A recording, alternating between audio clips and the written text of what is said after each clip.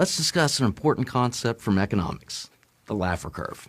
This concept is named after the man who developed it, Arthur Laffer, a major American economist who has taught at the University of Chicago, University of Southern California, and elsewhere.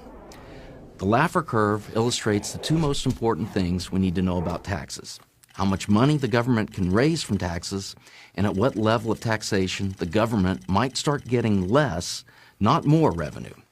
The Laffer curve is illustrated here by a two-dimensional graph. The horizontal line is the tax rate that the government chooses, and the vertical line is the revenue that the government receives from that tax rate. First, because 0 times any number is 0, if the tax rate is 0, then the government receives 0 revenue. Accordingly, 0, 0 is our first point on the curve. Now suppose the government chooses a very small tax rate, say 1%. The government will then begin to receive some revenue from citizens. This means that another point in the curve must be something like this. Now suppose the government charges a 2% tax rate. Then everyone would agree that it will receive even more revenue, which means that another point in the curve must be something like this. And if the government keeps raising the rate, then revenue will continue to go up, at least when we're in the low tax rate part of the graph. This means that if we fill in the curve, it has an upward slope, at least when we're in the low tax rate part of the graph. Now suppose the government charges a 100% tax rate. If this happens, then no one would work. That is, why would anyone work when the government is going to take all the money that they make? And if no one works, then national income would be 0. This means that government revenue would be 100% of 0, or 0. This means that another point of the curve must be here. Now, let's complete the curve. When we do, we see that the curve must have a hump. That is, it could look like this, or this, or this. But it has to have a hump. This is simply because the revenue line has to go up in the low tax rate part of the graph, and it has to start going down to reach the point we drew at the 100% tax rate. But if the curve slopes downward, it implies something remarkable, something that few of those who push for higher and higher taxes want to admit. It means that when tax rates are high, if you make them higher, you'll actually bring in less revenue to the government.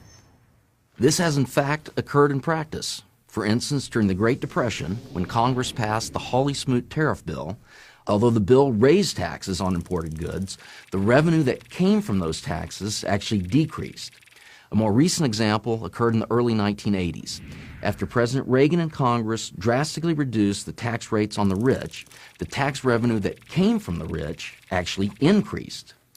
All economists, even the most left-wing ones, agree that the true Laffer curve, the one that reflects real life, has a hump.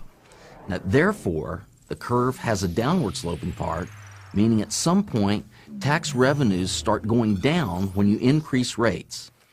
So where then do economists disagree? They disagree about exactly where the hump occurs. When I took my first economics class in 1984 at Stanford University, the textbook said that the hump occurs somewhere around the 70% tax rate. But apparently, I was taught something wrong. New evidence from an unexpected source suggests that the hump occurs at a much lower tax rate, something around 33%. That source is a study by Christina Romer and her husband David Romer. Both are economics professors at the University of California, Berkeley. Christina Romer was the chairman of President Barack Obama's Council of Economic Advisors. In other words, the study was written by one of the most influential liberal economists in the United States, and it was published in the American Economic Review, the most widely respected economics journal in the world. The study examined how national income responds to tax rates.